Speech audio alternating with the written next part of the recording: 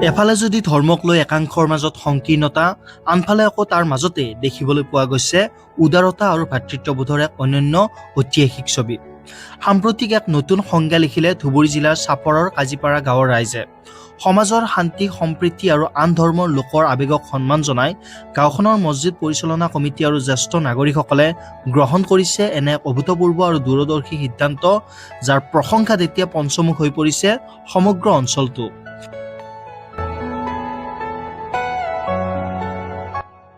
চলিত বৰ্ষৰ কুৰবানী ঈদক কেন্দ্ৰ কৰি কাজিপাৰা গাঁও সমাজে কি এনে ঐতিহাসিক পদক্ষেপ ল'লে, যাৰ বাবে এতিয়া সমগ্ৰ অসমতে চৰ্চিত হৈ পৰিছে এই গাঁও, জানিবলৈ বাতৰিটো সম্পূৰ্ণ শেষলৈকে চাওক। ধুবুৰী জিলাৰ চাপৰৰ কাজিপাৰা গাঁও সমাজ আৰু স্থানীয় মছজিদ পৰিচালনা কমিটিয়ে এক ঐতিহাসিক আৰু প্ৰশংসনীয় সিদ্ধান্ত গ্ৰহণ কৰিছে।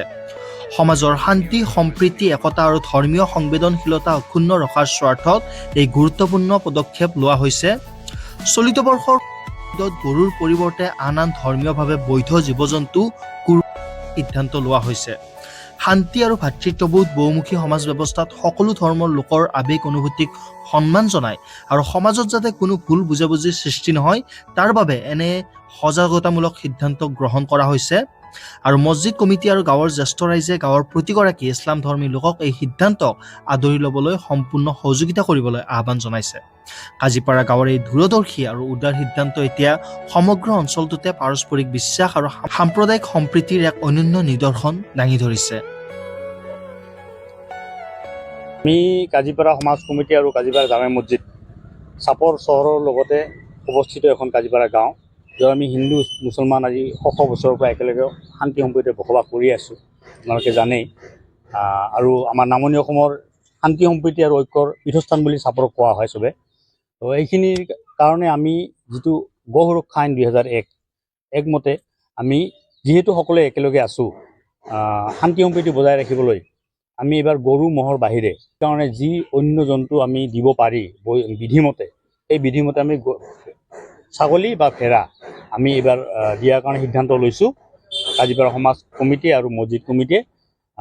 আৰু এই সিদ্ধান্তটো ওচৰ পাজৰৰ যিসকল আমাৰ পাৰ্শ্বৱৰ্তী অঞ্চল আছে তেওঁলোককো আমি অনুৰোধ জনাম, তেওঁলোকক গো সুৰক্ষা আইন মানি চলক আৰু ছাগলী বা ভেড়া হিচাপে ব্যৱহাৰ কৰক। অনাগত দিনসমূহতো আমি এই ব্যৱস্থা বাহাল ৰখাৰ চেষ্টা কৰিম আৰু বাহাল ৰাখিম, যাতে অনাগত দিনতো বেলেগ আৰু কোনো সম্প্ৰদায় বা কোনো ধৰ্মীয় লোকৰ আঘাত নশনাকৈ, তেওঁলোকৰ অনুভূতিত আঘাত নকৰাকৈ যাতে গৰু ম'হৰ বাদে আমি ছাগলী বা ভেড়া অনাগত দিনত আমি কুৰবানী হিচাপে ব্যৱহাৰ কৰিম বুলি আমি আশা ৰাখিছোঁ আৰু মানি চলিম বুলি আমি দৃঢ় প্ৰতিজ্ঞ। আসসালামু আলাইকুম।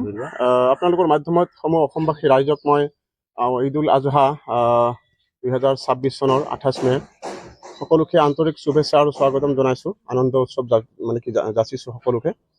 লগতে ক'ব বিচাৰিছোঁ যে চাওক, আপোনালোকৰ মাধ্যমত ৰাইজক মেছেজ এটা দিওঁ যে চৰকাৰে যি গো সুৰক্ষা আইন তেওঁলোকে বাহাল কৰিছে, আইন আমাৰ অসমত লাগু হৈছে, গতিকে সেই আইনক যাতে আমি মুছলমান ৰাইজে মানিব পাৰোঁ সকলোকে। আমাৰ যিহেতু ভাৰত এখন বৈচিত্ৰ্যৰ মাজত ঐক্য হয়, ইয়াত বিভিন্ন জনজাতি জনগোষ্ঠী ধৰ্ম নিৰ্বিশেষে তেওঁলোকে আমি সকলোৱে বসবাস কৰোঁ।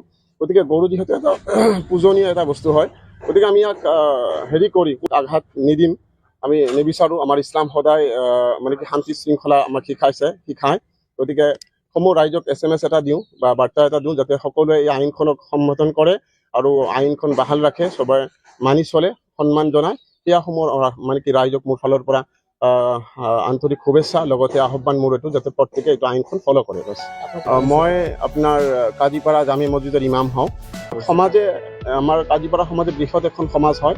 আমাৰ সমাজৰ ফালৰ পৰা এইটো অলপ আগতে মানে সভা এটা পাতি সিদ্ধান্ত গ্ৰহণ কৰা হৈছে যে আমি গৰু ম'হ বাদ দি বেলেগ যি জানোৱাৰ আছে, শৰীয়ত মতে বৈধ যিটো জানোৱাৰ, হালাল জানোৱাৰ, তাক আমি তৈয়াৰ আছোঁ। আমি গৰু ম'হ কোৰবানী নকৰোঁ।